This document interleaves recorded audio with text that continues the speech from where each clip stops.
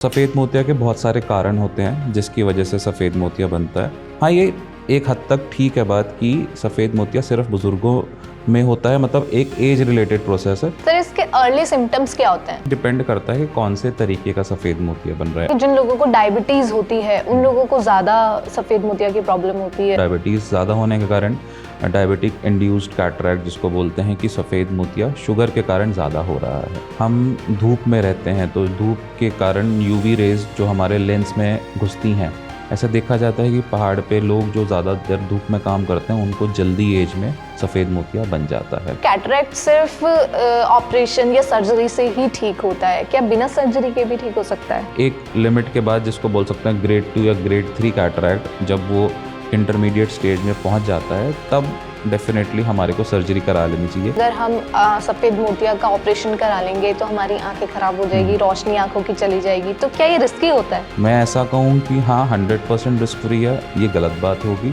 But definitely बहुत safe है, ये एक सही बात होगी। तो अगर ये सर्जरी हम करा लें तो उसके बाद आईसाइट पूरी तरीके से नॉर्मल हो जाती है? जहाँ से रोशनी बन रही है तो रोशनी पूरी बनेगी, हमने तो आगे सिर्फ बल्ब चेंज करना है, एक तरह से मान सकते हैं। एक बहुत केयर फ्री एटीट्यूड है लोगों का कि हाँ करा लेंगे, जो कि एक सही समय पे होना चाहिए। मैं हमेशा अपने पेशेंट्स को समझाता हूँ कि समय पे किया हुआ काम हमेशा फलता है। समय से पहले भी करना गलत है, समय के बाद भी करना गलत है।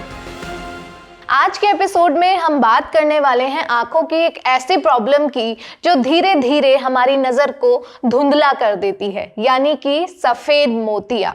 अक्सर हम लोग सोचते हैं कि सफेद मोतिया की प्रॉब्लम सिर्फ बुजुर्गों में होती है, लेकिन क्या ये सच है?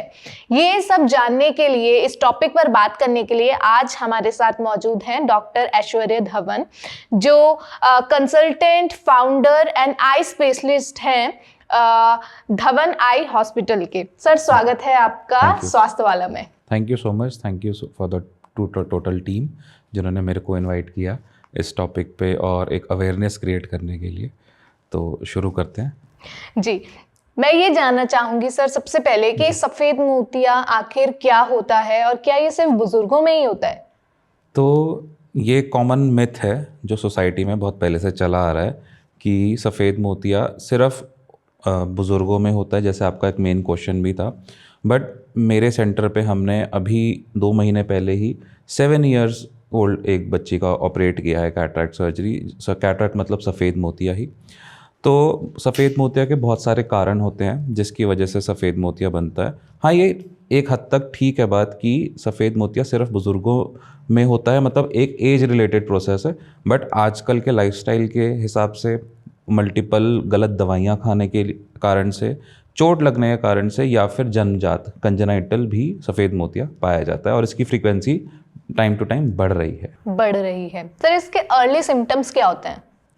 तो सफ़ेद मोतिया में सबसे पहले जो सिम्टम्स होते हैं, डिपेंड करता है कि कौन से तरीके का सफ़ेद मोतिया बन रहा है। अगर वो हमारे लेंस के सेंट्रल हिस्से, मतलब बीच के हिस्से को प्रभावित कर रहा है तो उसमें हमारे को चौंध लगना, धूप में अच्छे तरह से पूरी रोशनी जब ज़्यादा घुसेगी तो आँखों का प्रॉपरली खुल ना पाना, रात में नाइट ड्राइविंग में हमारे को प्रॉब्लम होना कि सामने से गाड़ी की लाइट जो आ रही है वो ज़्यादा चुभेगी और हमें नाइट ड्राइविंग में भी प्रॉब्लम होगी।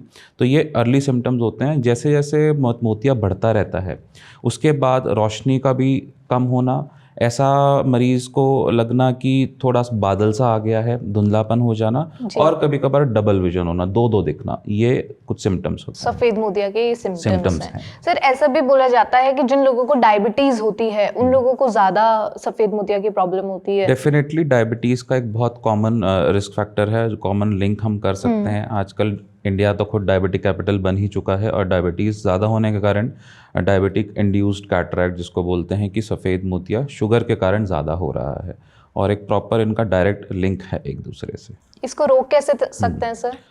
तो सबसे इम्पॉर्टेंट बात है कि हमारे को यूवी प्रोटेक्शन करना है। ऐसा माना जाता है कि जितना भी समय हम धूप में रहते हैं तो धूप के कारण यूवी रेज जो हमारे लेंस में घुसती हैं, तो जितने लाइफ टाइम में नंबर ऑफ आवर्स वो यूवी रेज घुसी हैं उस हिसाब से मोतिया होने के चांसेस होते हैं। ऐसा देखा जाता है कि पहाड़ पे लोग जो ज़्यादा देर धूप में काम करते हैं उनको जल्दी एज में सफ़ेद मोतिया बन जाता है।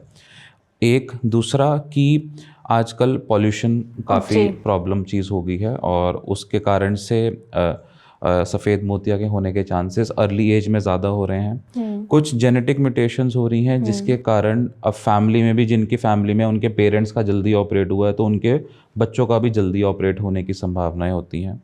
तीसरा कि लाइफस्टाइल बहुत ख़राब हो चुका है हम सब लोगों का अनफॉर्चुनेटली, और हम उसको लिए कुछ कर भी नहीं पा रहे हैं क्योंकि हम एक साइकिल में फंस चुके हैं। तो अपना लाइफ साइकिल हमारे को बहुत अच्छा करना पड़ेगा। हेल्दी फूड, आजकल फूड में अडल्ट्रेशन, ऑर्गेनिक के नाम पे भी हम देखते हैं कि बहुत ज़्यादा साफ़ सुथरा खाना हमें नहीं मिलता है, अडल्ट्रेशन, केमिकल इंड्यूस्ड वेजिटेबल्स हैं। तो ये सारे कारण हैं जिसकी वजह से हम भी कुछ देख रहे हैं कि आजकल जो प्रेजेंटिंग एज है, लोग ऑलरेडी अर्ली एज में ही अपना कैटरेक्ट ऑपरेट करा रहे हैं। तो ये वाला मिथ तो यहीं दूर हो गया कि सिर्फ बुजुर्गों को ही होता है। बिल्कुल। ऐसा कहा जाता है कि सर कैटरेक्ट सिर्फ ऑपरेशन या सर्जरी से ही ठीक होता है, क्या बिना सर्जरी के भी ठीक हो सकता है? नहीं, कैटरेक्ट बिना सर्जरी के ठीक तो नहीं होता क्योंकि लेंस में अगर एक बार बदलाव हो जाते हैं तो उसको तो फिर बदलना ही पड़ता है। There is no reversal thing कि हम किसी भी और माध्यम से उसको रिवर्स कर पाएं। जो लेंस में सफ़ेदी आ गई है उस लेंस को निकाल के एक ट्रांसपेरेंट लेंस ही डालना पड़ता है। जब तक वो प्रॉपर स्टेज पे नहीं आ जाता तब तक हम चश्मे के माध्यम से रोशनी प्रोवाइड कर सकते हैं, बट वो बहुत अर्ली स्टेजेस में ही होता है काम। तो ये ऑपरेशन कब कराना चाहिए, कोई टाइमिंग फिक्स होता है? तो जैसे मैंने अभी बताया कि early stage of the cataract, जिसको हम कह सकते हैं ग्रेड 1 कैटरेक्ट, तब तक तो चश्मा भी काम कर जाता है और चश्मे का नंबर थोड़ा सा बढ़ाने से हम प्रोविजन कर सकते हैं कि हाँ रोशनी पेशेंट को दे दें। बट एक लिमिट के बाद, जिसको बोल सकते हैं ग्रेड 2 या ग्रेड 3 कैटरेक्ट, जब वो इंटरमीडिएट स्टेज में पहुंच जाता है तब डेफिनेटली हमारे को सर्जरी करा लेनी चाहिए। सर्जरी डिले करा के नुकसान अल्टीमेटली पेशेंट का होता है क्योंकि उतना अच्छा आउटकम नहीं निकल पाता, उतने रिस्क बढ़ जाते हैं सर्जरी के। सर ऐसा बोला जाता है, मतलब काफ़ी लोग ऐसा सोचते हैं कि अगर हम सफ़ेद मोतिया का ऑपरेशन करा लेंगे तो हमारी आंखें खराब हो जाएगी, रोशनी आंखों की चली जाएगी, तो क्या ये रिस्की होता है? देखिए, रिस्क तो एक इंजेक्शन लगाने के लिए भी होता है। हम अगर कहीं इंजेक्शन लगाने जाएंगे और गलत इंजेक्शन लग जाए तो रिस्क तो उसमें भी है। हम कहीं पे ट्रैवल कर रहे हैं, रिस्क तो वहाँ पे भी है। डेफिनेटली हर एक सर्जरी, मैं ऐसा अपने पेशेंट्स को बोलता हूँ कि रिस्क होता है, बट आजकल की टेक्नोलॉजी से और प्रिसीजन से उस रिस्क को हमने बिल्कुल मिनिमाइज कर दिया है। मैं ऐसा कहूँ कि हाँ 100% रिस्क फ्री है, ये गलत बात होगी, बट डेफिनेटली बहुत सेफ है, ये एक सही बात होगी। बहुत ज़्यादा सेफ सर्जरीज हो चुके हैं आजकल। अगर सेफ है, रिस्क कम है, तो अगर ये सर्जरी हम करा लें, जो लोग कराते हैं, तो उसके बाद आईसाइट पूरी तरीके से नॉर्मल हो जाती है? Definitely maximum number of patients में आईसाइट 100% नॉर्मल हो जाती है और डिपेंड करता है आईसाइट नॉर्मल होने के लिए पीछे रेटिना कितना अच्छा है, हमारा आँख का पर्दा, हमारी ऑप्टिक नर्व जिसको बोलते हैं आँख की नस, ये दो कंपोनेंट बहुत अच्छे होने चाहिए जहाँ से रोशनी बन रही है। तो रोशनी पूरी बनेगी। हमने तो आगे सिर्फ बल्ब चेंज करना है, एक तरह से मान सकते हैं, है ना। हमने सिर्फ कैटरेक्ट को निकाल के एक लेंस डालना है। लेंस उतनी रिफ्लेक्ट करेगा जितना पीछे रोशनी बन रही होगी। तो जिनका आँख का पर्दा अच्छा है, आँख की नस अच्छी है, सामने की कांच की पुतली अच्छी है, उनको रोशनी डेफिनेटली कैटरेक्ट होने से पहले भी जितनी थी उससे भी ज़्यादा बेटर आती है। अच्छा, उससे भी ज़्यादा बेटर आती है। लोग हमें बोलते हैं कि हम यंग एज में वापस चले गए हैं। ओके, दोनों आंखों का ऑपरेशन एक साथ हो सकता है? कुछ एक सेंटर्स हैं और कुछ एक स्पेशल सिनेरियोज होते हैं जिसमें दोनों आंखों का कैटरेक्ट हम एक साथ कर सकते हैं, जैसे कि पैरालिटिक पेशेंट्स, वो बार बार नहीं आ सकते, बहुत रिमोट एरिया में रहते हैं, एक बार आए हैं सिटी में ऑपरेट कराने के लिए, बट यूजुअली प्रेफर्ड नहीं होता कि दोनों आँख का एक साथ करा जाए। रीज़न क्या होता है सर? रीज़न सिर्फ ये होता है, एक तो टेक केयर करना होता है ऑपरेट करने के बाद, इन्फेक्शन कंट्रोल की बहुत ज़्यादा प्रॉब्लम रह जाती है क्योंकि दोनों आँख हो जाती है। अच्छा, मैं तो पैचिंग नहीं करता हूँ ऑपरेट करने के बाद, काफ़ी सेंटर्स है जो पैच करते हैं, तो दोनों आँख को एक साथ पैच करना पड़ेगा कुछ समय के लिए। तो पेशेंट के लिए वैसे ही प्रॉब्लम हो जाती है। तो इन वेरी स्पेशल केसेस, जैसे पैरालिटिक पेशेंट मैंने बताया, बेड रिडन पेशेंट है, बेड से उठ ही नहीं पाते हैं, एक ही बार लाया, उनको ऑपरेट किया और हमने कर दिया। ठीक है, मान लीजिए सर किसी ने ऑपरेशन करा लिया, एक बार उसका प्रॉब्लम ठीक हो गई, सफेद मोतिया ठीक हो गया, आईसाइट नॉर्मल हो गई, तो क्या दोबारा चांसेस है कि सफेद मोतिया दोबारा हो जाएगा? सफेद मोतिया तो दोबारा नहीं होता। इसको बोलते हैं आफ्टर कैटरेक्ट, मतलब कि लेंस जो हमने डाला है उसके पीछे एक मेम्ब्रेन बन जाती है, एक झिल्ली बन जाती है, जो कि वन टाइम हम काट देते हैं, उसके बाद वो भी नहीं बनती है। तो देर इज़ नथिंग कि दोबारा से कभी सफ़ेद मोतिया बनता है, बट वो एक सेकेंडरी कैटरैक्ट होता है जिसको हम लेज़र मशीन के थ्रू 2 मिनट्स का प्रोसीजर होता है, उसको हम काटते हैं। सर्जरी के बाद कितने दिन का रेस्ट जरूरी होता है और क्या क्या प्रिकॉशंस पेशेंट को करनी चाहिए? तो सर्जरी के बाद आजकल की एडवांस टेक्नोलॉजी के हिसाब से 10 से 12 दिन का एक पोस्ट ऑपरेटिव पीरियड होता है, जिसको हम बोलते हैं पेशेंट को अपना ज़्यादा ध्यान रखना है, जो ज़्यादा रिस्की मान सकते हैं कंपेयर टू और डेज, उसमें अपना साफ़ सफाई का ध्यान रखना होता है। बहुत ज़्यादा कोई प्रिकॉशंस नहीं होते, सिर्फ पानी ना लगाना, धूल मिट्टी से बचा के रखना, हाइजीन, बस ये साफ हाइजीन सफाई मेंटेन करना, बस ये एक मेजर प्रिकॉशंस होता है। और इसके अलावा बहुत ज़्यादा कुछ आजकल प्रिकॉशंस रहे नहीं हैं। सर अभी आपने बताया था कि धूप से बचना चाहिए और पॉल्यूशन से बचना चाहिए, उसका रीज़न हो सकता है कैटरैक्ट। लेकिन आजकल टेक्नोलॉजी बहुत ज़्यादा है, तो टीवी, कंप्यूटर्स, मोबाइल्स में बहुत ज़्यादा लोग अपना टाइम स्पेंड कर रहे हैं, तो बहुत ज़्यादा टेक्नोलॉजी में टाइम स्पेंड करना भी एक रीज़न हो सकता है कैटरैक्ट का। आजकल हर चीज़ टेक्नोलॉजी बेस्ड है, चाह के भी हम उसको पीछे रख नहीं पा रहे हैं। बहुत डायरेक्ट लिंक तो नहीं है टेक्नोलॉजी का कैटरैक्ट फॉर्मेशन से, कोई ऐसा संबंध हो, बट डेफिनेटली जिनको कैटरैक्ट है और वो अगर ज़्यादा स्क्रीन पे टाइम स्पेंड करेंगे तो डेफिनेटली उनका जो डिस्कम्फर्ट लेवल है, उनको होने वाली परेशानियां बढ़ेंगी ही बढ़ेंगी, क्योंकि आई मसल्स रिलैक्स नहीं होंगी। कॉर्निया, जिसको हम कांच की पुतली हिंदी में बोल रहे हैं, उसके ऊपर एक आंसुओं की परत होती है, वो कॉम्प्रोमाइज हो जाएगी तो ड्राई आई हो जाएगा। तो ये सारे सिम्टम्स उनको और ख़राब ही करेंगे चीज़ों को, तो पेशेंट का डिस्कम्फर्ट बढ़ना ही है उनसे, अगर हम नॉर्मल सीमा से ज़्यादा टीवी या फिर स्क्रीन यूज़ कर रहे हैं तो। Sir as a doctor patients आपके पास आते हैं, तो सबसे मेन प्रॉब्लम क्या होता है जो आप फेस करते हो कि आप पेशेंट्स को ये चीज़ समझाते हो ऑपरेशन होने से पहले या ऑपरेशन होने के बाद, तो वो चीज़ वो नेग्लेक्ट कर देते हैं और उसका प्रॉब्लम बाद में फेस करना पड़ता है? तो सबसे कॉमन चीज़ जो मैं देखता हूँ इज़ पेशेंट अपने आप को सीरियस नहीं लेता है।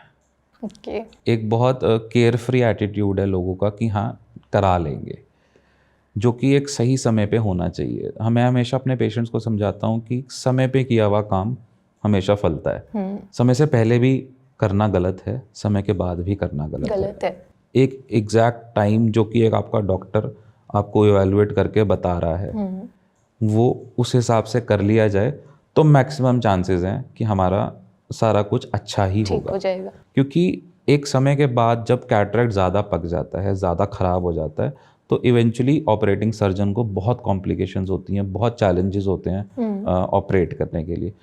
करने वाले को जब प्रॉब्लम होगी करने में, तो इवेंचुअली करवाने वाले का आउटकम बहुत अच्छा नहीं आएगा। तो ये हालांकि मैक्सिमम केसेस उसके बाद भी अच्छे ही होते हैं, बट स्टिल हम चाहते हैं कि 100% सक्सेस हो जाए, काम करें और टाइम पर हो जाए। सर आपका जो हॉस्पिटल है धवन आई हॉस्पिटल, उसमें किस किस डिसीज का मतलब क्या क्या आप उसमें फैसिलिटीज देते हैं, क्या ट्रीटमेंट्स होते हैं? हमने रुड़की में धवन आई हॉस्पिटल्स इसी मोटिव से खोला था कि एक हम affordable and cost effective care दें, और वो भी कॉम्प्रिहेंसिव सभी चीज़ों के लिए दें। मैं खुद कैटरैक्ट सर्जरी, ग्लोकोमा सर्जरी, जैसे मतलब सफ़ेद मोतिया, काला मोतिया, मेडिकल रेटिना मतलब आँख में शुगर के होने के कारण जो भी पर्दे पे डिजीज़ हैं, हाइपरटेंशन मतलब बीपी के कारण होने वाले डिजीज़ हैं, आँख में सूजन मतलब यूवेइटिस, उसके कारण होने वाली प्रॉब्लम्स को हम यहीं पे देखते हैं। मैं खुद से ही डील करता हूँ। आँख में तिरछापन आ जाता है जिसको हम स्क्विंट बोलते हैं, हमारे यहाँ पे वो भी ऑपरेशंस होते हैं। आँख में पलक रिलेटेड मतलब लिड रिलेटेड डिजीज़, जैसे पलक का छोटा बड़ा हो जाना, आँख में गांठ होना, उस चीज़ के भी ऑपरेशंस हम करते हैं। आँख में ज़्यादा नंबर जो पहनता है इंसान, जैसे हाई मायोपिया बोलते हैं, जो -12, -13, -15, -25 नंबर तक पहनते हैं, उनका चश्मे का नंबर फेकिकाइल्स के थ्रू न्यूट्रलाइज करना, वो सब हम करते हैं। Any kind of laser procedure जो कि काले मोती के रिगार्डेड लेज़र होता है, सफ़ेद मोती के रिगार्डिंग लेज़र होता है, वो सब हम चीज़ें अपने यहाँ पे परफॉर्म करते हैं। Thank you so much sir. और मुझे लगता है कि सफ़ेद मोतिया से रिलेटेड यानी कैटरैक्ट से रिलेटेड जो भी कॉमन क्वेश्चंस थे वो इस इंटरव्यू में क्लियर हो चुके हैं। बाकी अगर आपको कोई क्वेश्चन जानना है, आपका कोई प्रॉब्लम है जिसे आप जानना चाहते हैं, तो वो आप कमेंट सेक्शन में बता सकते हैं। हम नेक्स्ट एपिसोड में, नेक्स्ट वीडियो में सर के साथ दोबारा जुड़ के वो क्वेश्चंस, आपके जो क्वेश्चंस रहेंगे वो हम सर से बात करेंगे और उनका आंसर आप तक पहुंचाने की कोशिश करेंगे। और नेक्स्ट एपिसोड में हम बात करेंगे काला मोतिया की, जो आंखों में बहुत ज़्यादा प्रॉब्लम क्रिएट करता है। तब तक के लिए आप हमसे जुड़े रहें और देखते रहें स्वास्थ्य वाला। Thank you so much sir. Thank you.